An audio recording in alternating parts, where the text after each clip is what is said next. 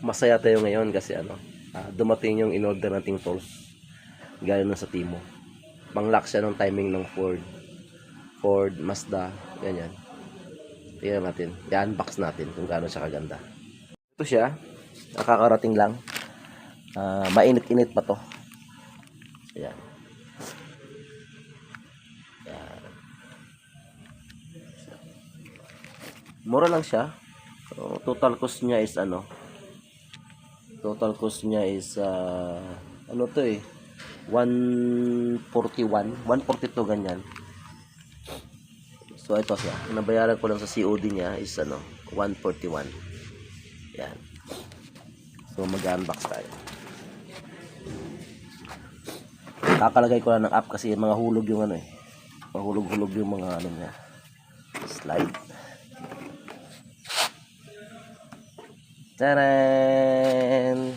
Yan. Ito lang siya. Ito pang lock ng camshaft. Sa actuator ng camshaft. Ito sa camshaft din siya.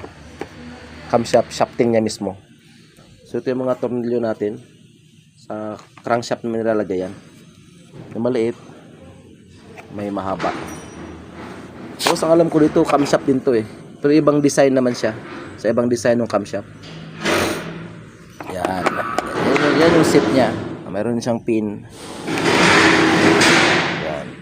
May mahaba pa nga dito. Mahaba. Mahaba pa siya. So ang alam ko dito ito ilalagay eh. Yan, pangkalang din to. Tapos pangkalang lang sila. So okay. So may tools na tayo. So hindi na tayo maligaw doon sa timing nung